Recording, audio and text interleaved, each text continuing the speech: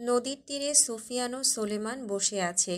মন তার ভারী, চোখে কুয়াশা, জলে চাঁদ ঝাপসা আলো আঁধারি। মাঝিরা জাল ফেলছে ঢেউয়ের বুকে, নৌকায় লণ্ঠন জ্বলছে। প্রকৃতি একদম নিস্তব্ধ, যেন বুকের ভেতর ধুকপুক শব্দটা পরিষ্কার শোনা যাচ্ছে। তিনটে নৌকায় তিনজন মাঝি, একজন অন্যজনকে বলছে, ও মাঝি, গান ধরো, নীরব রাত ভাঙ্গা দাও। সে মসৃণ কণ্ঠে গান ধরল, হাওয়া বলো কই নিয়া যাও, আমার প্রাণের তরী ভাসাও। প্রেম যদি হয় নদীর ঢেউ, তবু কেন সে তীরে আসাও। চাঁদনি রাতে মন উদাস, তুমি নাই তবু আকাশ ভাস। জীবনটাও ভেসে চলে তোমার স্মৃতির আশেপাশে। হাওয়া বলো কই নিয়া যাও, আমার প্রাণের তরী ভাসাও। সুফিয়ান নিষ্প্রাণ চেহারা নিয়ে বসে আছে। তার বুকের ভেতর নদীর মতোই ঢেউ উঠছে। মাঝির গানের সুরে যেন তার নিজের কষ্ট ধীরে ধীরে মিলিয়ে যাচ্ছে জলের গভীরে। পরপর কয়েকটা সিগারেট ধরিয়েছিল, একটা দুটো টান দিয়ে ফেলে দিয়েছে। সিগারেট শেষ। সোলেমান ওর পকেট থেকে সিগারেট বের করে দিল, ইশারায় বোঝালো সিগারেট চাই না। পেছন থেকে পায়ের আওয়াজ আসছে। কাঁধের উপর থেকে সুফিয়ান ঘুরে তাকালো। লণ্ঠন হাতে ফর্সা কেউ এগিয়ে আসছে। কাছে আসতেই স্পষ্ট হলো মুখটি, আজমাত নূরবেগ। সে এসে দাঁড়ায় সুফিয়ানের পেছনে। সুফিয়ানের রাগ উঠল। ফারদিনার সাথে সারাদিন কথা বলার চেষ্টা করে, অতিথি বলে ফারদিনাও সঙ্গ দেয়। সুফিয়ানের এটা মোটেই ভালো লাগে না, চরম অন্যায় এটা। রাগে শরীর জ্বলে উঠল। সোলেমানের পাশে বসল আজমাত, দুজনের মাঝখানে সুফিয়ান। ডানে আজমাত, বামে সোলেমান। আজমাত আগ বাড়িয়ে বলল, তুমি নিশ্চয়ই সুফিয়ান, তোমার কথা ফারদিনা অনেক বলেছে। সেদিন তোমাকে বীজ রোপণ করতে দেখেছিলাম। আমি জানি ও সবার কাছে আমার কথা বলে। সুফিয়ান অকারণেই বিরক্ত হলো, রাগ হলো। এখানে রাগ করার মতো কি বলেছে? আমি তোমাকে চিনি, তোমার কথা ফারদিনা সব সময় বলে, সাধারণ ব্যাপার। সুফিয়ান নিজেকে নিয়ন্ত্রণ করার চেষ্টা করল। আজমাত বলল, নস্যি টানবে? না, এসব পছন্দ করি না। তুমি কোন দেশ থেকে যেন এসেছ? Russia, Turkmenistan. আমি কিরগিজ শহরে থাকি। আমার ছোট্টবেলা থেকেই ঘোরাঘুরি পছন্দ, তাই এখানেও চলে আসলাম। এখানে না আসলে ফারদিনাকে পেতাম না, কত সহজ সরল সুন্দরী নারী। সুফিয়ান দাঁতে দাঁত চেপে ধরল, বিড়বিড় করে বলল, শালা, ইচ্ছে করছে তোকে নদীতে ডুবিয়ে মারি। কিছু বললে? না। বলছিলাম তুমি সাঁতার কাটতে জানো? হ্যাঁ। তাহলে তোমাকে আর ডুবতে হবে না। মানে? সোলেমান ঠোঁট চেপে হাসল।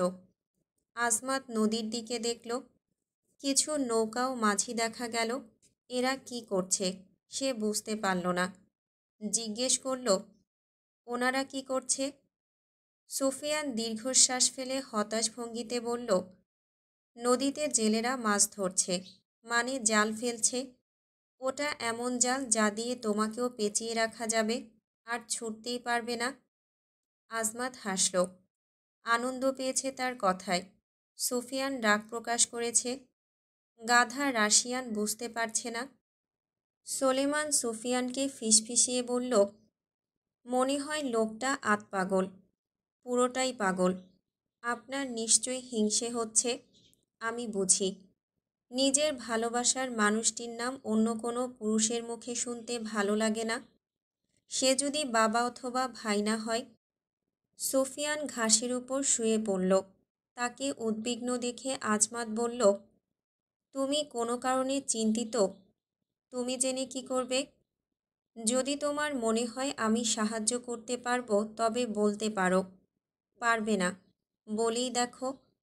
সুফিয়ান নীরব, মাথার নিচে হাত রেখে আকাশের দিকে তাকিয়ে রইল। সোলেমান চলে যায়। ওর দায়িত্ব পালনের সময় চলে এসেছে। বাড়ি থেকে খাওয়া দাওয়া করে গ্রামে টহল দেওয়ার জন্য বের হবে। রাত ঠিক 10টার কাছাকাছি। হঠাৎ চাঁদের আলো তলিয়ে গেছে মেঘের আড়ালে। খণ্ডে খণ্ডে মেঘ উড়ে যাচ্ছে। মেঘ উড়ে যাওয়া শেষেই চাঁদের আলো নেমে আসলো।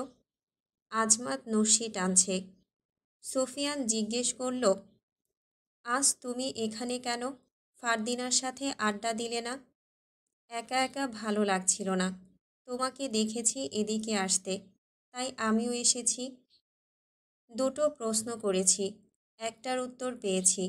সুফিয়ানের সোজাসাপটা প্রশ্ন। আজমাত নস্যি রেখে বলল, ফারদিনাকে সন্ধ্যার পর থেকে দেখিনি। সুফিয়ান শঙ্কিত হয়ে উঠে বসে। দেখনি মানে? রশিদ চাচা, আদিব, রায়ান তারা কোথায়? তোমার রশিদ চাচা ঘরেই আছেন, 4 ভাই কোথায় জানি না। ফারদিনাকে কোথাও পাইনি বলেই বাইরে বের হয়েছি। সুফিয়ান কিছুটা চিন্তিত হলো। এরপর লম্বা একটা শ্বাসের সাথে সমস্ত চিন্তা ভাবনা দূর করল। বলল, রশিদ চাচা যখন ঠান্ডা মাথায় ঘরে আছেন, এর মানে ওরা হয়তো কোনো কাজ করছে। আজমাত সুফিয়ানের রেশ টেনে বলল, এটাই হবে। আচ্ছা, তোমার আর ওর সম্পর্কটা কি? বন্ধুত্ব?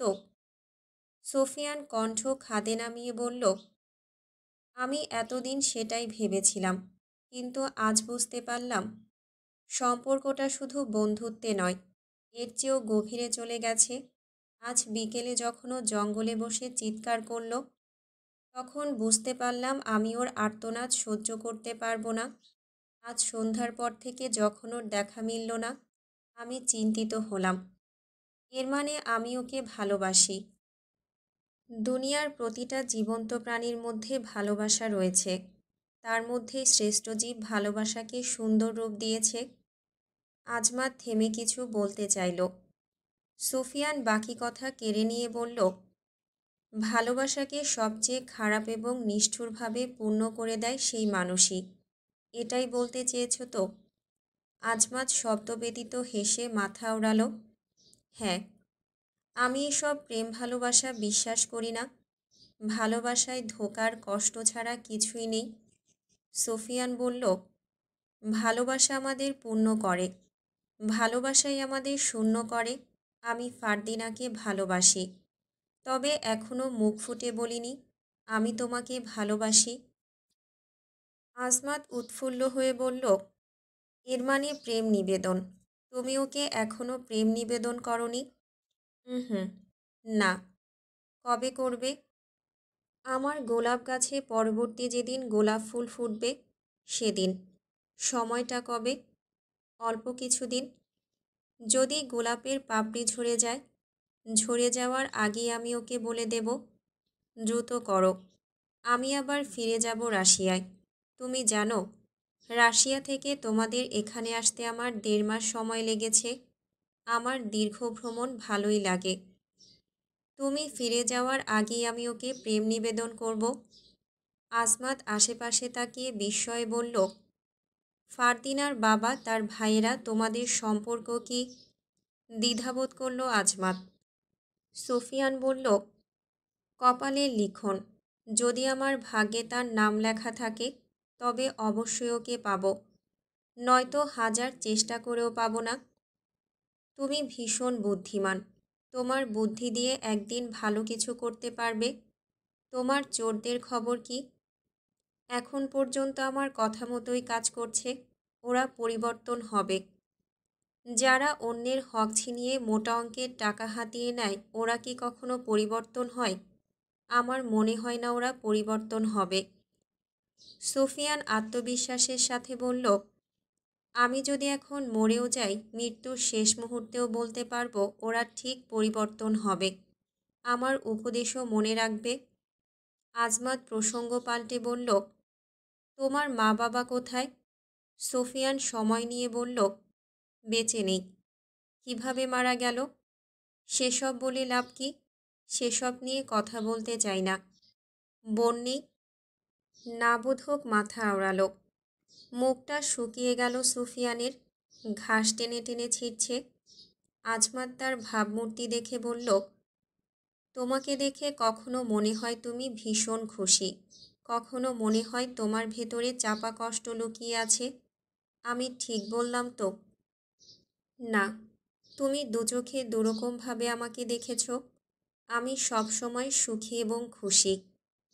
আমি আদিবের থেকে জানতে পেরেছি বাঙালিদের মধ্যে কেউ কষ্ট পেলে নদীর তীরে বসে থাকে। তুমি বসে আছো কেন?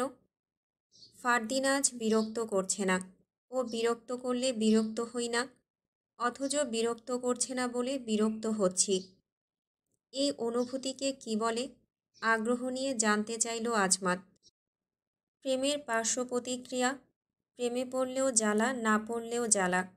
একবার পড়ে গেলে পার্শ্ব প্রতিক্রিয়া দেখা দেবেই। বলে সুফিয়ান হাসল। আজমাত আওয়াজ করে হাসল। সুফিয়ান তার হাসি দেখে বলল, বিনোদন পেয়েছ, তাই না? তোমাকে আনন্দ দেওয়ার জন্যই বলেছি। আজমাত হাসি থামিয়ে বলল, তুমি খুব মজার মানুষ।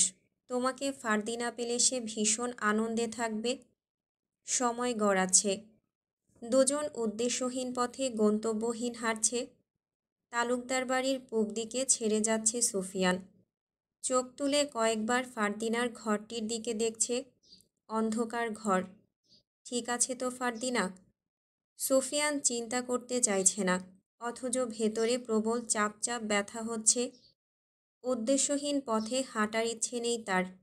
আজমাতকে নিয়ে তালুকদার বাড়ির ভেতরে প্রবেশ করে। পরিবেশ শান্ত। এতটা শান্ত আগে কখনোই ছিল না। আশেপাশে কিছু অনুচারীগণ বসে বসে গল্পগুজব করছে। অশ্বরা হেঁসাধ্বনি তুলছে। পশু প্রাণী যা টের পায় মানুষ তা পায় না। মানুষ শুধু পশুর চিৎকার শুনতে পায়। আজমাত বলল, তুমি ভেতরে যাও, আমি পরে আসছি। সুফিয়ান ঘরের ভেতর প্রবেশ করল। ভেতরে অনুচারী দাসী কাউকেই দেখা গেল না। রশিদ তালুকদার বসে আছে বৈঠকখানায়। কুদ্দুস তার পাশেই দাঁড়ানো। সুফিয়ান গলায় কাশি দিয়ে রশিদের দৃষ্টি আকর্ষণ করল। উনি বলল, সুফিয়ান যে, আয়, বস। সুফিয়ান বসে। চারদিকে দেখল। কি ব্যাপার, এই রাতে তুমি? কিছু দরকার? মানে অভিযোগ নিয়ে এসেছিস? সুফিয়ানের উদ্দেশ্য ফারদিনা। সে কোথায়? ঘর অন্ধকার কেন? এসব বলা যাবে না। আজ মিথ্যে বলতে হবে। শুক্রবার। অত্যন্ত গুরুত্বপূর্ণ দিন।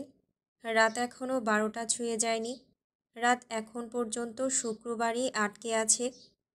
সুফিয়ানের দ্বিধাবোধ হলো। রশিদ তাকে চুপচাপ দেখে বলল, এ কি, চুপ করে আছিস কেন? টাকা পয়সা দরকার? জমি দরকার? তুই তো আমাদের গ্রামে পুণ্য নিয়ে এসেছিলি। তুই মানে বরকত। যে জমিতে হাত দিস ফসল ফলে যায়। বলেই হো হো শব্দে হেসে উঠল। সুফিয়ান বলল, হ্যাঁ, জমির বিষয়ে কথা বলতে আসছিলাম।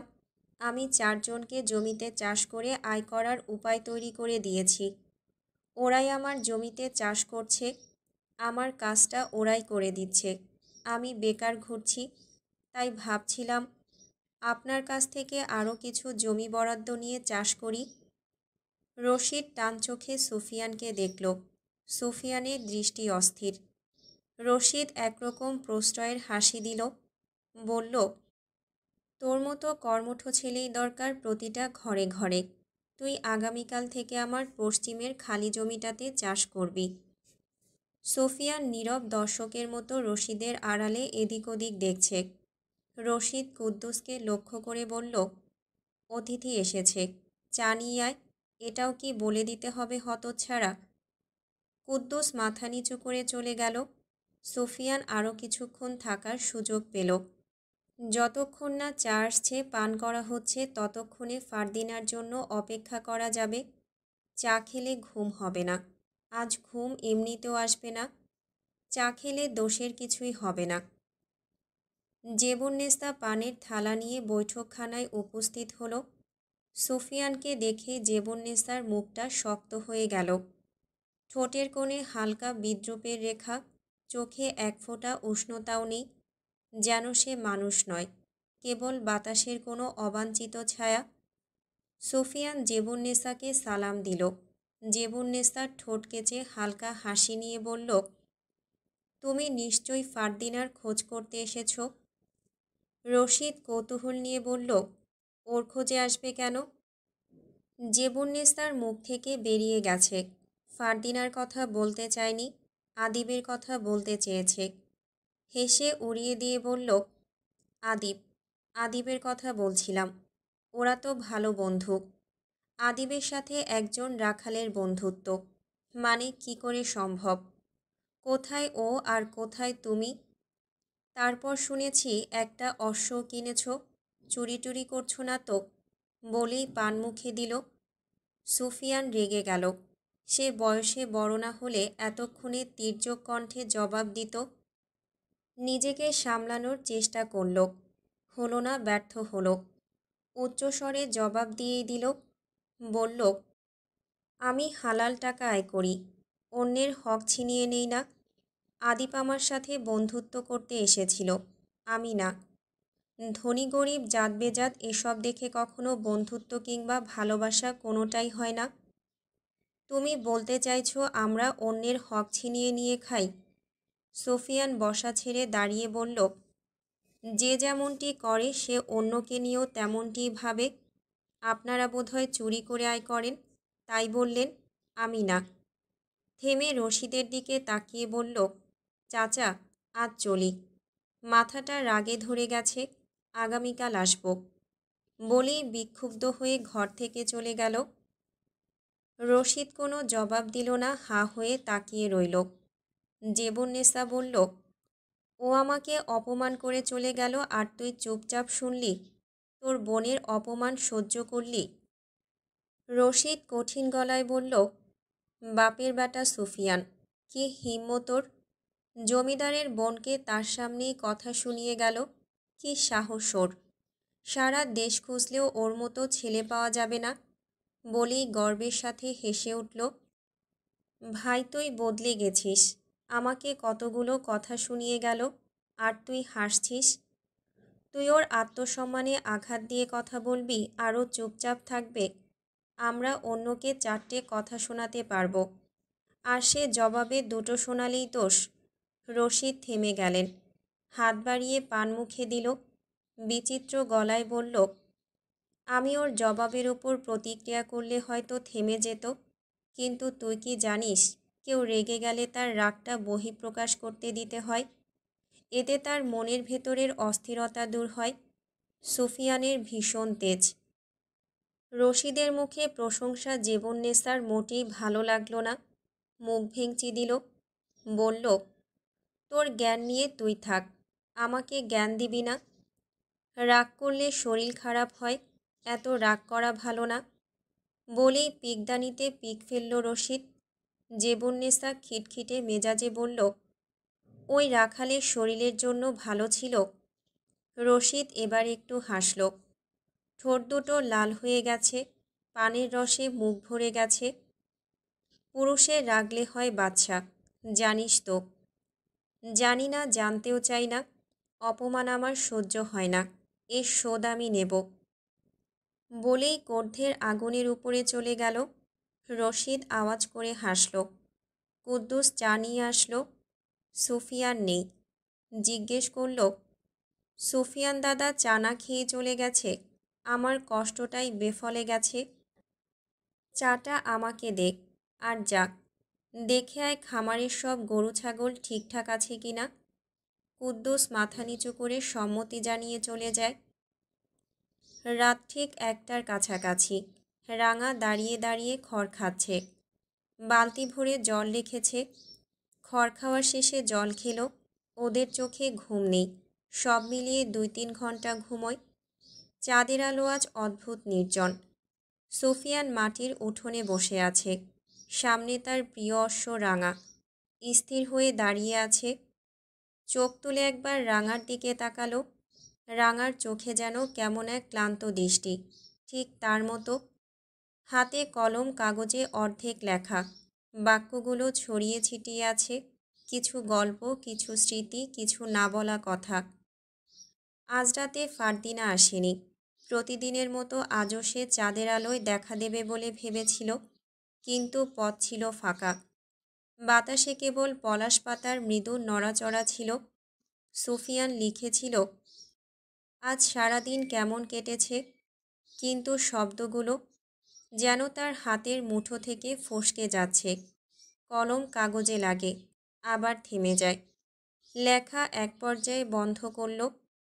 রাঙা হালকা করে হেসা দেয়, যেন বলে, আর লিখো না, মন তো আজ তোমার ফারদিনার কাছেই রয়ে গেছে। সুফিয়ান মৃদু হেসে ওঠে, কিন্তু চোখে জল টলমল করে। সে খাতা বন্ধ করে রাখে বুকের কাছে। চাঁদের আলোয় তার মুখে অদ্ভুত এক বিষণ্ণতা। আজ লেখার কালি ফুরোয়নি, মনটা যেন শুধু শুকিয়ে গেছে। আজ ঘুম আসবে না। উঠোনে পায়চারি করতে করতে এক পর্যায়ে বাড়ির চৌকাঠ পেরিয়ে তালুকদার বাড়ির পূব দিকে এগিয়ে গেল। পথের দুই ধারে ধানের ক্ষেত, বাতাসে দুলছে। একটার সাথে আরেকটা মিলে চিরচির শব্দ তৈরি করছে। তালুকদার বাড়ির পূব দিকে খামার। খামার ছাড়িয়ে সুফিয়ান যেতেই লণ্ঠন হাতে কুদ্দুসের সাথে দেখা হয়। কুদ্দুস বলল, আপনি এত রাতে ওইদিকে কোথায় যান? সুফিয়ান মিথ্যে বলবে না, সত্য বলবে, তবে অন্যরকমভাবে, যাতে মিথ্যার আশ্রয় নিতে না হয়। সুফিয়ান পাল্টা প্রশ্ন করল, তোর ফারদিনা আপা কোথায়? তখন গেলাম, দেখলাম না তো। কুদ্দুস নির্বাক হয়ে চুপ থাকল কিছুক্ষণ, এরপর বলল, আমি আজ সন্ধ্যার পর তাকে দেখিনি। আচ্ছা, তুই যা। আপনি কোথায় যান? কাজ আছে। বলেই সুফিয়ান হাঁটতে শুরু করল। কারো খোঁজ নেওয়াটাও একটা কাজ, গুরুত্বপূর্ণ কাজ। সে মিথ্যা বলেনি, এটাই সত্যি। পূব রাস্তার মাঝ বরাবর পথে দাঁড়িয়ে পড়ল সুফিয়ান। উদাস মনে ৩-৪ হাত জায়গার মধ্যে পায়চারি করছে। একটু পরপর ফারদিনার ঘরের দিকে দেখছে। ঘর অন্ধকার। সুফিয়ান সিগারেট বের করল, কিন্তু ধরালো না। ফারদিনা বলেছিল, আমি সাথে থাকলেও তোমার মন সিগারেটের দিকে যায়, আমার দিকে না। আছে, কাছে নেই। সিগারেটের দিকেও মন নেই। দীর্ঘ নিঃশ্বাস ছাড়ল সুফিয়ান। রাত বাড়ছে। মাঝরাতের রাস্তায় নিস্তব্ধতা পুরো কুয়াশার মতো ঘন। চাঁদের অর্ধেক দাগেলা আলো জমিনে ছাপ ফেলছে। ঠিক তখনই ফারদিনার ঘরের হালকা সোনালির ঝলক যেন নিঃশব্দে ফারদিনার উপস্থিতি ঘোষণা দিল। সুফিয়ান ধীরে ধীরে পূবের দিকে এগোতে লাগল। তার পদধ্বনি নীরবতার মাঝে কেবল তার নিজের কানেই বেজে উঠছে। বাতাস শীতল, আর মাঝে মাঝে শুকনো পাতা হোঁচট খেয়ে পড়ছে পথের ধারে। আকাশের তারা যেন তার অপেক্ষার সঙ্গী, আর ঘরের জানালার আলো তাকে এক মৃদু অনুপ্রেরণা দিচ্ছে এগিয়ে যাওয়ার জন্য। কৌশলে দেখবে ফারদিনাকে। বাড়ির পেছনে পৌঁছালো সুফিয়ান। দোতলায় ফারদিনার ঘর। প্রাচীর টপকে উপরে ওঠা কষ্টকর। প্রাচীর উঁচু। এদিক ওদিক তাকিয়ে ভর দিয়ে ওঠার মতো শক্ত কিছু খুঁজল। গাছের খণ্ড পড়ে আছে। ভর দিয়ে প্রাচীর ছুঁতে পারল। ধীরে ধীরে ফারদিনার ঘরের জানালার দিকে এগোলো। জানালা খোলা। মোমবাতি লণ্ঠনের আলো ছড়িয়ে পড়েছে পুরো ঘরে। কিছু দাসীরা একজনকে ঘিরে রেখেছে। কারো হাতে ধূপ, কারো হাতে শাড়ি। দাসীরা দুই দিকে সরে গেল। সুফিয়ান কঠিন দৃষ্টিতে তাকিয়ে রইল। ওদের মাঝে ফারদিনা বসে আছে। শরীর ভেজা, চুল থেকে টপ টপ করে জল পড়ছে। একজন দাসী চুল মুছিয়ে দিচ্ছে। চুল মোছা শেষ করে সরে যায়। আর একজন চুলে ধূপ ধোয়া দিচ্ছে। ফারদিনা মাঝরাতে গোসল কেন করেছে? শীতের সময় প্রতিদিন কেউ গোসল করে না। শীতের রাতে গোসল করা তো বোকামি মাত্র। যার মাথায় সমস্যা আছে একমাত্র সেই করবে। একজন দাসীর কণ্ঠস্বর ভেসে আসলো, কি তুমি খুশি তো?